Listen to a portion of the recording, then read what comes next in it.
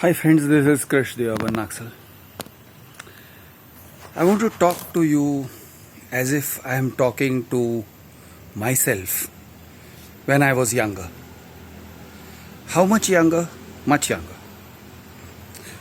Maybe my teenage self, or maybe myself when I was 25, maybe even 30, maybe even 35.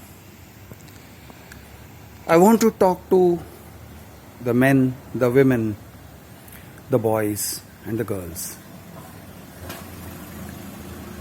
And what I want to tell them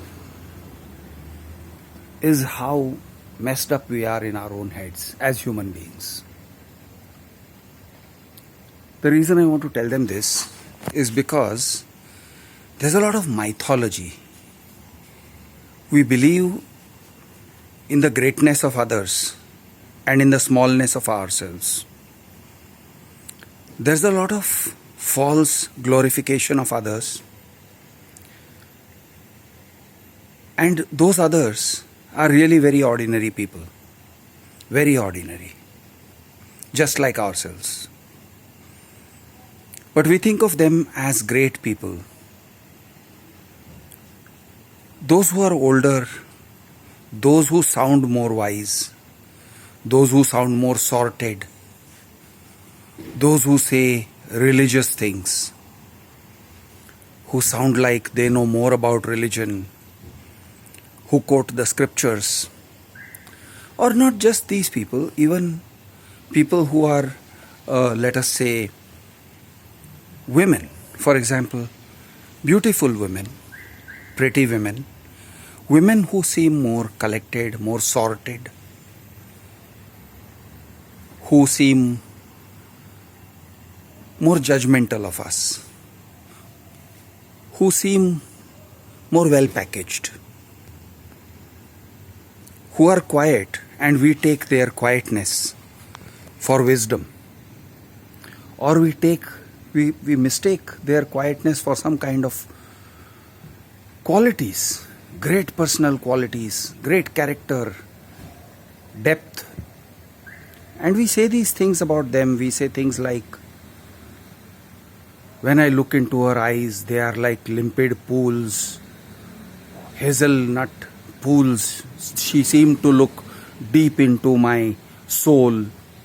We say these things. We say this kind of things quite casually, quite often, without thinking, without understanding. And I want to just tell you guys, there's a lot of bullshit there. There's a hell of a lot of bullshit. And the women also. They may glorify, they may idolize a man. They may think he's extremely sorted. They may think he is the strong, silent type. They may say things like, he had an untamable spirit. He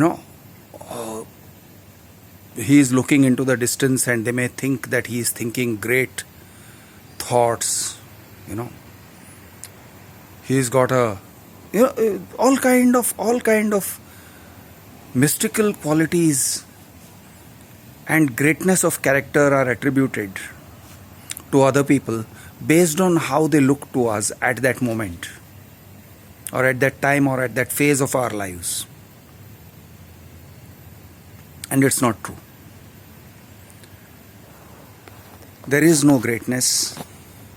There is only humanness. There is only ordinariness. There is only normalness. I may sound like I'm very well sorted. I want you to know I'm not sorted. I'm not sorted. I'm as muddled, as confused, as much of a human being, as much of a normal human being struggling to find his way in this world as you are. Exactly as much, not more, not less. I may hide my vulnerability. I may hide the fact that I am soft and pulpy inside. I may hide my fears and insecurities. I may seem very secure. I may seem very strong. I may seem unafraid.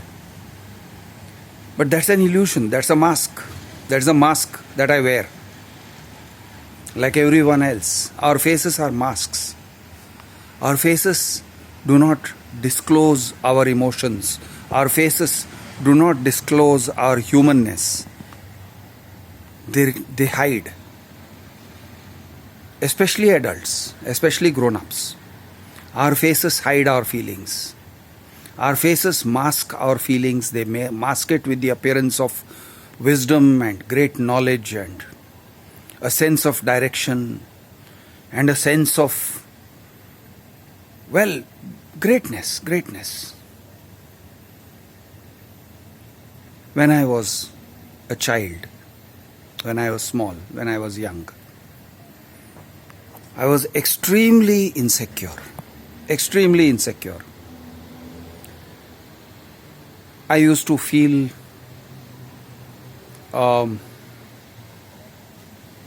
anxious all the time. I was just anxious.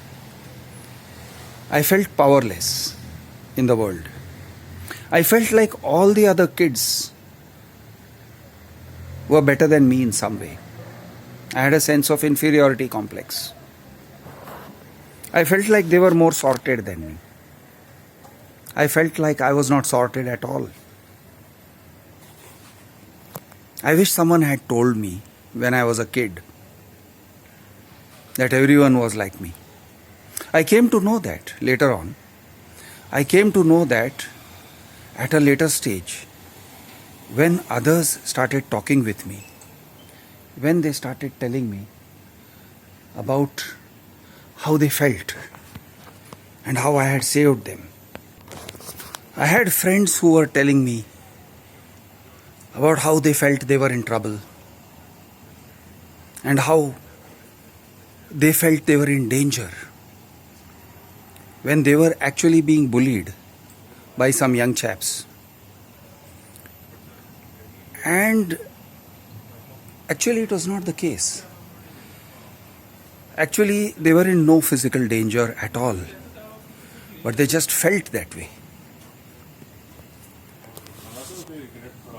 And when I stepped in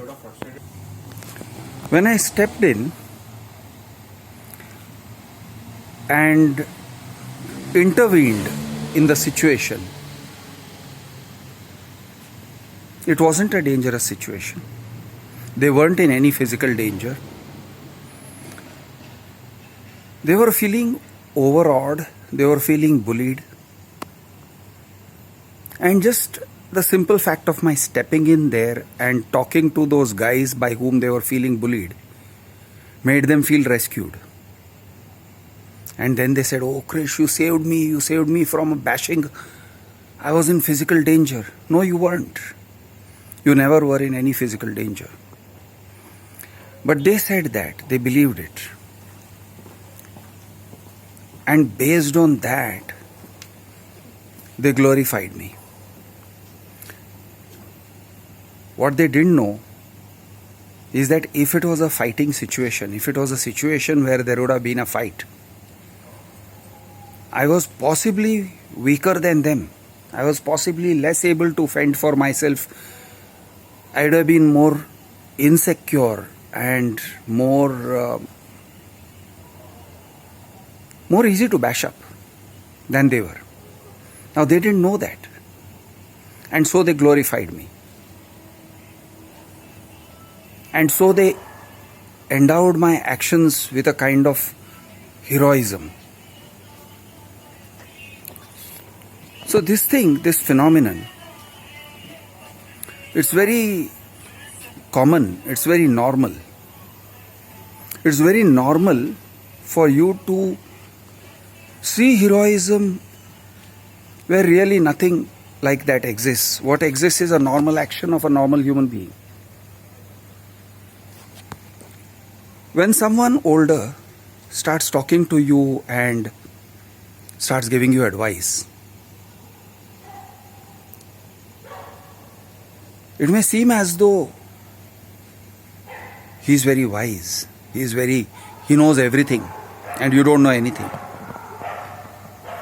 But that is situational. That is situational.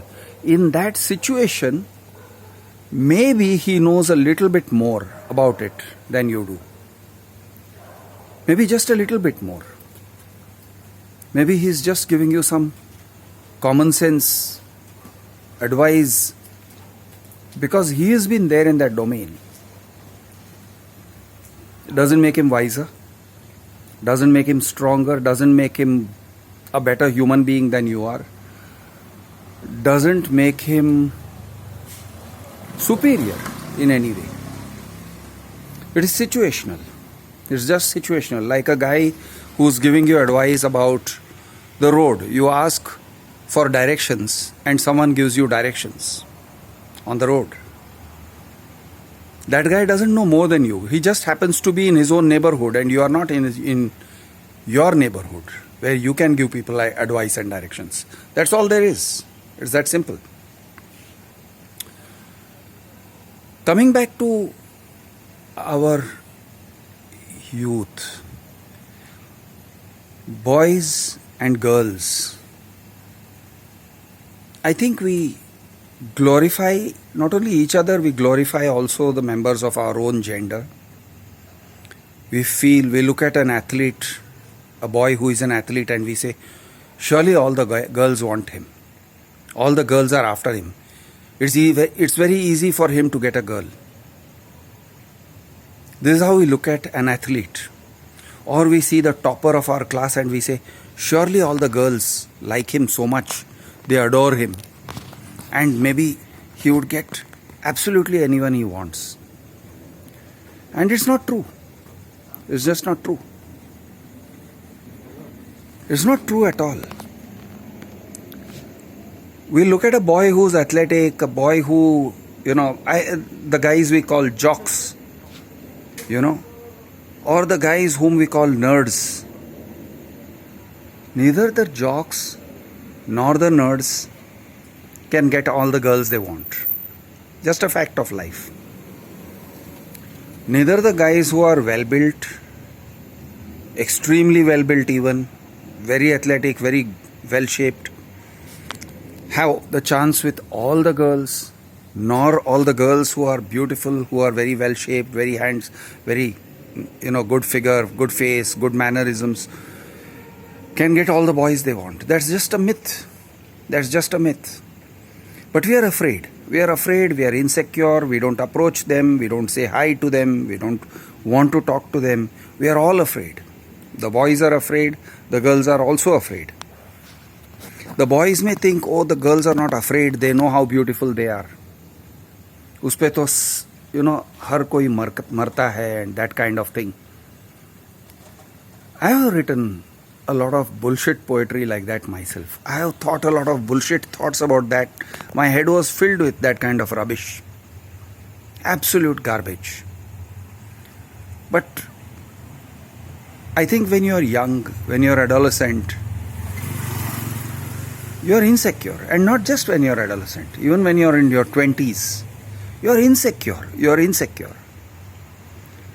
You are more preoccupied by this idea of what will the others be thinking about me? What will he be thinking about me? What will she be thinking about me? What will people be thinking about me? So I just want to tell all these people, you know what? Nobody is thinking about you. Nobody has the time to think about you. Nobody has the time to think badly about you consistently. Maybe sometimes they think badly about you, but then they think badly about everybody, including their own brother and sister, including their own mother and father, including their own teachers, including their own friends. They think badly of anybody.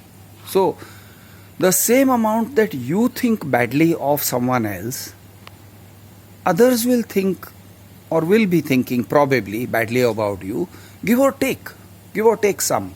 But you know what? Nobody has the time, the attention, the focus to think about you a lot or be obsessed about your badness.